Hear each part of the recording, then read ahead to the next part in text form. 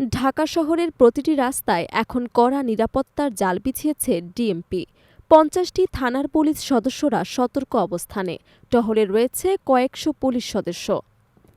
৭,০০০-এরও বেশি পুলিশ সদস্য রাজধানীর রাস্তায় মহড়া দিয়েছে।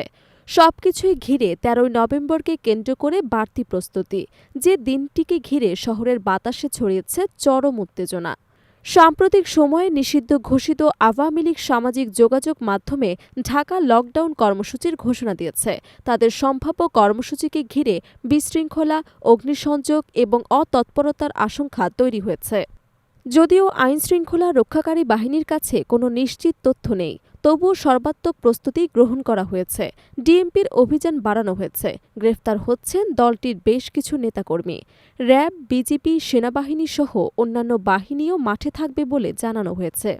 ১৩ই নভেম্বরকে কেন্দ্র করে উত্তেজনার কারণ হিসেবে জানা গেছে, সেদিন আন্তর্জাতিক অপরাধ ট্রাইব্যুনালে মানবতাবিরোধী অপরাধে অভিযুক্ত সাবেক প্রধানমন্ত্রী শেখ হাসিনা এবং আরও কয়েকজন রায়ের দিন নির্ধারিত হতে পারে।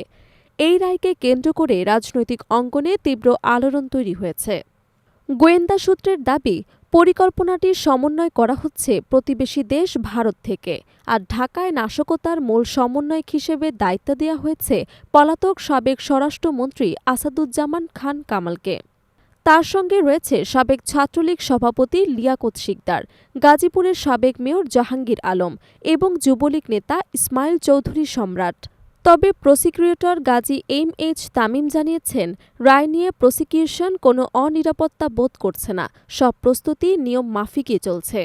অন্যদিকে বিএনপির স্থায়ী কমিটির সদস্য সালাউদ্দিন আহমেদ বলেছেন, আওয়ামী লীগ যদি মনে করে ১৩ই নভেম্বর মানুষ তাদের আহ্বানে সাড়া দেবে, তাহলে তারা আগেই ক্ষমতা হারালো কেন? পুলিশের আইজিপি বাহারুল আলম কঠোর নির্দেশ দিয়েছেন, ঢাকায় কোনো অনুমতিহীন কর্মসূচি হলে আইন অনুযায়ী কঠোর ব্যবস্থা নেওয়া হবে। নাগরিকদের পরামর্শ দেওয়া হয়েছে অপ্রয়োজনে বাইরে না যেতে এবং যাচাইকৃত তথ্য ছাড়া কোনো গুজবে বিশ্বাস না করতে।